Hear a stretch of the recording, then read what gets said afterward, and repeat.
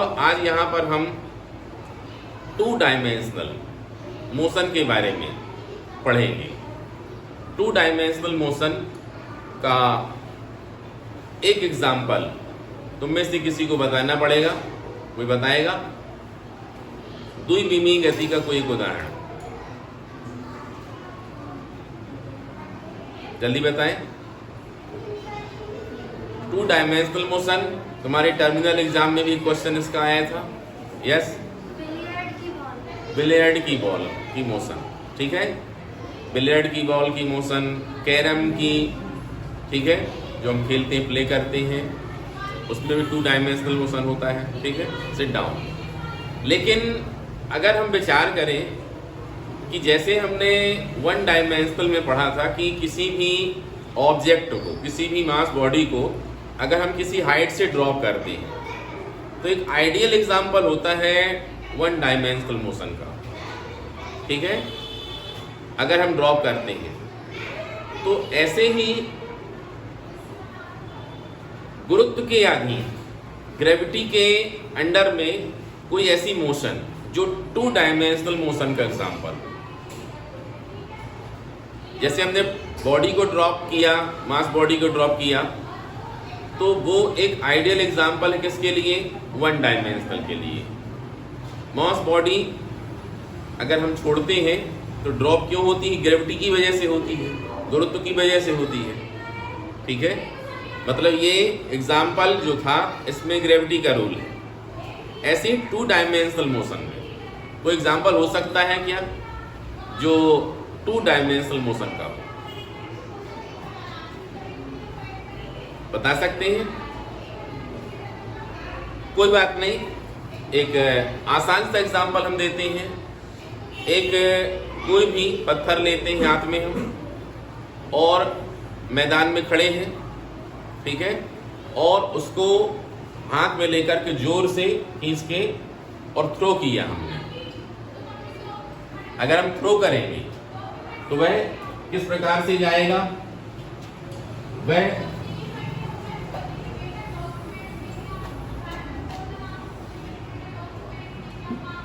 ये देखिए, यहां से थ्रो किया हमने,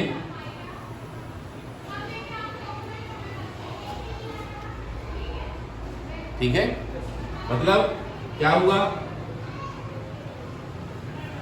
मतलब ये हुआ, अगर हम, ये ग्राउंड है, ठीक है, और यहां से हमने एक बॉल को ही थ्रो किया, ठीक है, तो फिर इसका जो पाथ होगा, जिसे हम इंग्लिश में ट्रेजेक्टरी बोलेंगे, ठीक है, और जो हमने बॉल थ्रो किया या जो भी मास बॉडी, पत्थर लिया हमने, उसको थ्रो किया, उसको हम बोलेंगे हिंदी में प्रक्षेप। क्या बोलेंगे? प्रक्षेप। या इंग्लिश में क्या होगा वो? प्रोजेक्ट, ठीक है। और इस मोशन को हम कहेंगे प्रोजेक्टाइल मोशन। क्या बोलेंगे? प्रोजेक्टाइल मोशन, मतलब प्रक्षेप की गति है ये, ठीक है। तो अब यहां पर तुमको लगेगा कि ये 2 डायमेंशनल कैसे हुआ? 2 डायमेंशनल हर उस मोशन को कहा जाएगा जिसमें वह ट्रेवल कितने 2 डायमेंशन में करे, 2 विमाओं में करे। 2 विमाओं से मतलब क्या होगा? देखो, 3 डायमेंशन कैसे होते हैं? 1 2 3, ठीक है। चलो, अब ये एक प्लेन, यहां दीवार बनी हुई है ऐसे, जैसे कि ये बोर्ड बना हुआ है। अब इसमें 1 डायमेंशन है एक्स एक्सिस और 2 सेकेंड डायमेंशन क्या है? वाई एक्सिस है। यहां पर अगर हम ये सेकेंड वाला एक्सिस ले लेते हैं, ये देख लो, ये वाई एक्सिस ले लिया,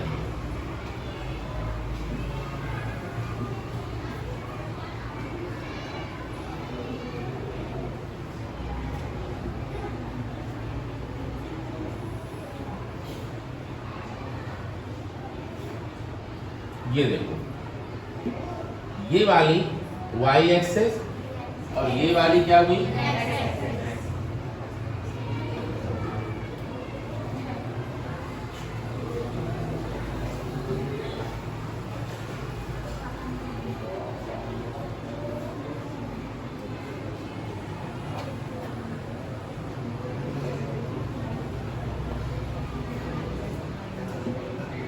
ये वाली हुई क्या बोलो, x एक्सेस।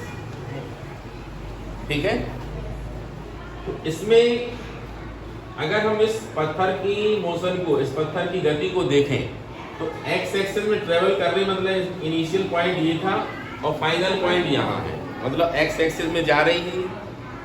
और दूसरी तरफ क्या देख रहे हैं, हाइट में जा रही कि नहीं जा रही, जा रही है।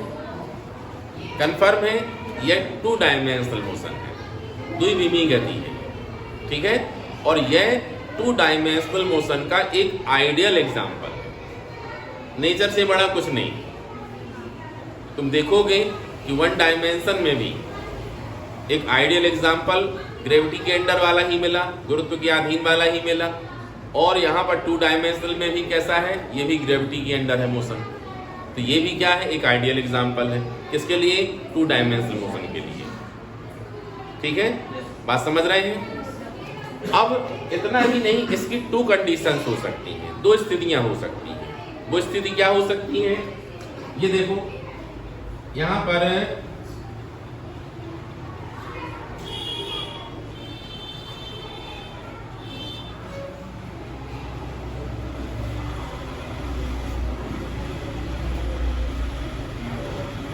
ये देखें, ये कोई टावर है, ठीक है, क्या है, टावर, और ये है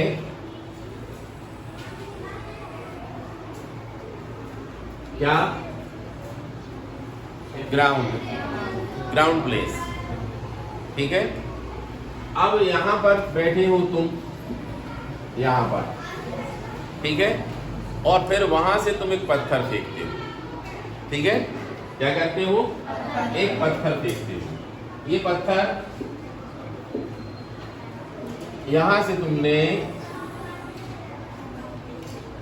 ऐसे फेंक दिया। ठीक है, जरा अच्छे से देखो, ये भी तो 2 डायमेंशनल मोशन हुआ, क्योंकि ये x एक्सिस में ये जा रहा है और y के ऊपर से नीचे आया, तो ये 2 डायमेंशनल है। और ये भी प्रोजेक्टाइल मोशन हुई, यही प्रक्षेप की गति है। दोनों में डिफरेंस क्या है, दोनों में डिफरेंस ये है कि इसको हमने ग्राउंड से थ्रो किया है, ठीक है, ग्राउंड जीरो से, ठीक है, और इसको हाइट से थ्रो किया है। समझ रहे हैं? तो यहां पर ये देखो, ये जो हाइट है इसको हम मान लेते हैं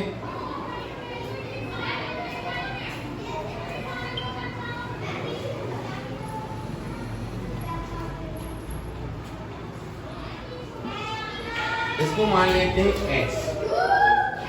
क्या मान लेते हैं? इसकी हाइट कितनी है बोलो? x।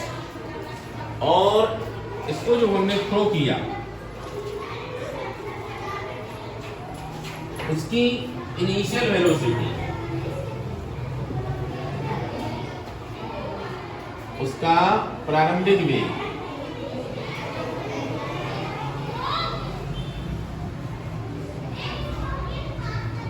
कलर दिख रहा। अब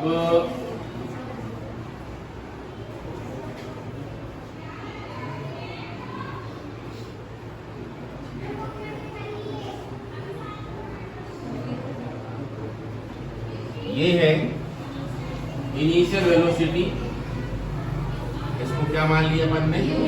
u, ठीक है, प्रारंभिक वेग। और ये है पॉइंट A और ये है पॉइंट B और ये है पॉइंट C, ठीक है। अब इसमें ये वाली डिस्टेंस भी मान लेते हैं हम। ये वाली डिस्टेंस कितनी है, इसको x मान लो और इसको चाहे तो r भी बोल सकते हैं, ठीक है।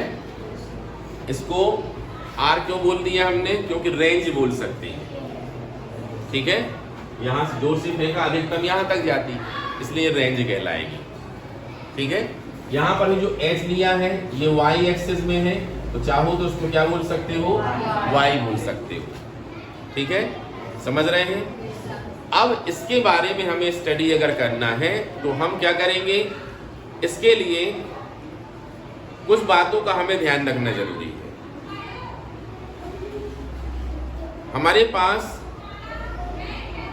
इक्वेशन ऑफ मोशन है, गति के समीकरण है, कितने होते हैं, 3। मेन कितने, 3। एक्स्ट्रा हमने 4 चौथा वाला बनाया था, ठीक है। तो मुख्य रूप से कितने होते हैं, 3 होते हैं, ठीक है। अब ये जो 3 इक्वेशन है इनका हमें यूज करना पड़ेगा। ये देख सकते हैं, फर्स्ट वाला क्या है, v is equal to u plus at, ठीक है। सेकेंड वाला है s is equal to ut plus half at square, और थर्ड वाला है v square is equal to u square plus 2as, ठीक है। कितने इक्वेशन है बोलो, 3 इक्वेशन है, ठीक है। अब हमें इन 3 इक्वेशंस का यूज करके इसकी कंप्लीट स्टडी करनी है। इसके लिए कुछ बातें और समझना जरूरी है। वो क्या होगी, देखो ये बातें अगर ध्यान में रखोगे तो इससे रिलेटेड न्यूमेरिकल्स जो मिलेंगे, अंक क्वेश्चन मिलेंगे, वो क्वेश्चन तुम बहुत आसानी से सॉल्व कर पाओगे। कॉम्पिटिटिव एग्जाम जितने भी होते हैं, एंट्रेंस एग्जाम जितने होते हैं, उनमें न्यूमेरिकल्स ज़्यादा पूछे जाते हैं, और उनमें तुम्हारे पास अंदर एक थीम होना चाहिए। अगर वो थीम नहीं है तो न्यूमेरिकल तुम सॉल्व नहीं कर सकते, ठीक है। तो ये 2 बातें यहाँ समझनी है। फर्स्ट कौन सी है, हॉरिजेंटल मोशन, वर्टिकल मोशन, मतलब क्षैतिज गति और ऊर्ध्वाधर गति, ये 2 अलग अलग गतियां हैं। इसमें क्या क्या होता है और इसमें क्या क्या होता है, ठीक है। जरा ध्यान सुनो। ऐसे मोशन का मतलब क्या हुआ, अंडर ग्रेविटी, ये गुरुत्व के अधीन है। हम ऊपर थ्रो करते हैं -g, नीचे करते हैं +g, होता है कि नहीं होता।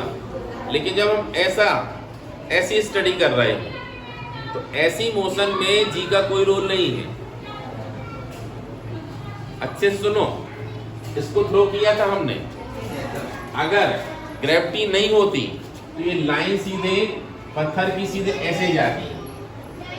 पत्थर मतलब मान लो हम शूट कर रहे हैं गन से, तो बुलेट जहां जाएगी, गोली जहां जाएगी, वो ध्यान से देखना है उसके रास्ते को, ठीक है। तो ग्रेविटी है इसलिए नीचे आई, यहां से शूट किया हमने, इसीलिए चली जाती है ऐसे, तो ये ऐसे मुड़ के नहीं आती। मुड़ने का कारण क्या था, ग्रेविटी था, ठीक है। ग्रेविटी की वजह से ये नीचे आती, ठीक है। तो अगर वर्टिकल मोशन होती है तो क्या करोगे, जी को इफेक्टिव मानेंगे, स्मॉल जी को इफेक्टिव मानेंगे, और अगर हॉरिजॉन्टल स्टडी करते हैं, मतलब क्षैतिज गति का अध्ययन करते हैं, तो फिर जी को 0 मानेंगे। क्या मानेंगे, 0 मानेंगे, ठीक है। तो ये दोनों हिसाब से हमें स्टडी करनी है। ये देखो,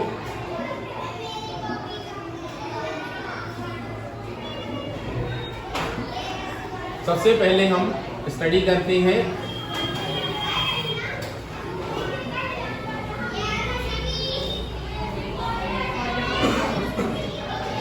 हॉरिजेंटल,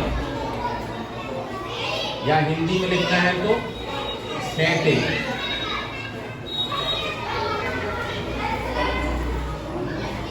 ठीक है, हॉरिजेंटल या क्षैतिज। अब इसमें हमें क्या यूज करना है? Second equation. ये देखो पहले लिख लेते हैं, S is equal to UT plus half AT square. अब इसमें हमें वैल्यू पुट करनी है। कैसी मोशन है ये? हॉरिजेंटल। ठीक है, जरा ध्यान से देखो। किया यहां पर S इज इक्वल टू सबसे पहले ये है हॉरिजेंटल, क्षैतिज रूप में कितनी डिस्टेंस ट्रेवल करना है? ये x। कितना बोलो? x। तो यहां लिख देंगे x, लिख दिया।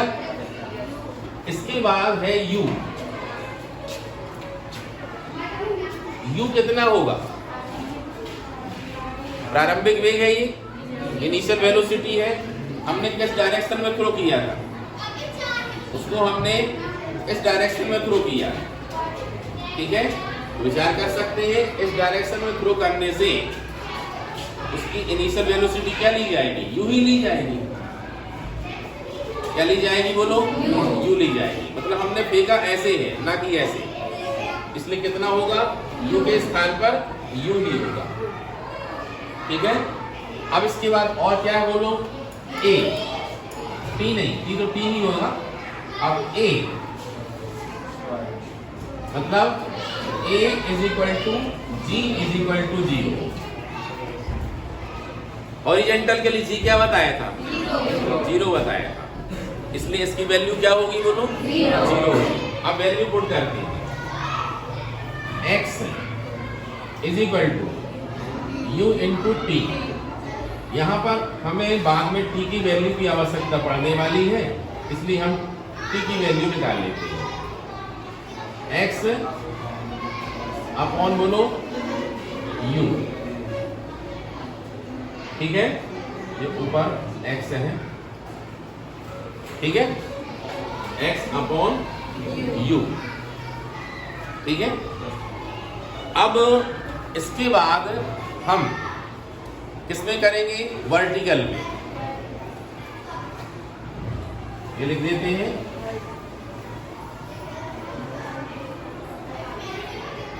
वर्टिकल, या हिंदी में क्या?